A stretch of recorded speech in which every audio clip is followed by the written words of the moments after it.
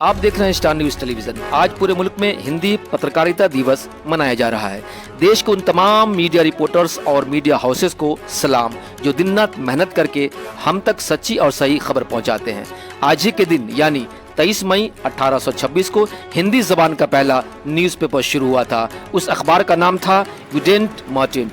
ये न्यूज़पेपर कोलकाता से हफ्ते में एक बार छपता था और उसके एडिटर पंडित जुगल किशोर शुक्ला थे। पत्रकारिता को डेमोक्रेसी का चौथा सतून माना जाता है। उसका असल काम आवाम की आवाज़ को हुकूमत तक पहुंचाना और समाज में बेदारी लाना है। आज के इस खास मौके पे मुल्क के बड़े लीडरों और आम लोगों ने सोशल मीडिया पर सभी सहाफ़ियों को मुबारकबाद दी और सच्ची व लीडर सहाफ़त को बरकरार रखने की अपील की। आइए देखते हैं राकेश पांडे की ये खास रिपोर्ट। थोड़ी सी बात करते हैं। विजय जी, क्या हाल चाल है सुदामा संस्थान का? जी नमस्कार। सबसे पहले पत्रकारिता दिवस के शुभ अवसर पे जो भी हमसे बड़े भाई हैं, जो हमारे अभिभावक हैं, गार्जियन हैं, जो अच्छी पत्रकारिता करते हैं, आप सभी को सादर चरण स्पर्श करते हैं। और जो छोटे भाई हैं जो पत्रकारिता को वो भी बढ़ाने में लगे हैं अपने अपने दृष्टि से, उनको भी बहुत बहुत शुभकामना देते हैं। और इस तरह से जो हम ये कहना चाहेंगे पत्रकारिता दिवस के अवसर पे कि कम से कम जो पत्रकारिता का एक जो महत्व होता है और जो एक सम्मान होता है उसको बनाए रखें और उसके साथ ही जितना हो सके स्वस्थ पत्रकारिता करें, जिससे कि लोगों को, समाज को लाभ हो। और आप समाज के एक तरह से स्तंभ हैं, तो इसको कायम रखें, ऐसी हमारी शुभकामना है।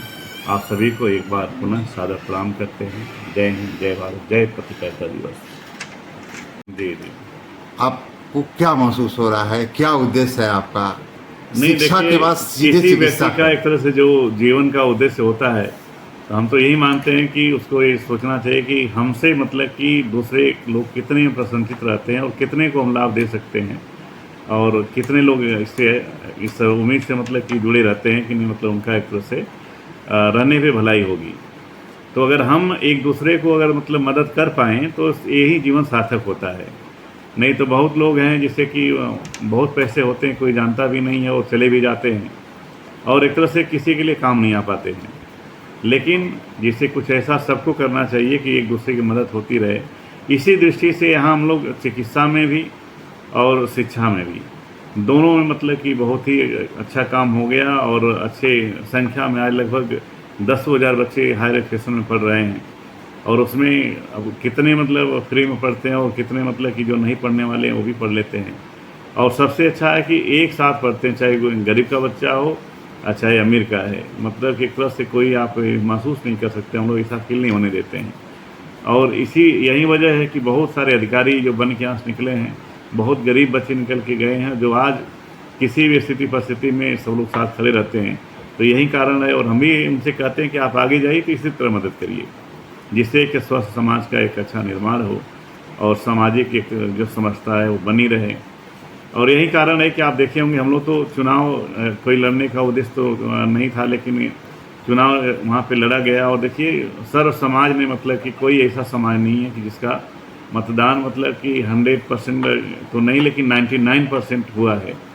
और जो जितने एक तरह से जो शुद्ध पॉलिटिकल लोग थे, सबकी जमानत एक तरह से जब्त हो गई थी। तो कहीं न कहीं अगर हम लोग अच्छा काम करेंगे तो हर एंगल पे आपको समाज जो स्वीकार करेगा।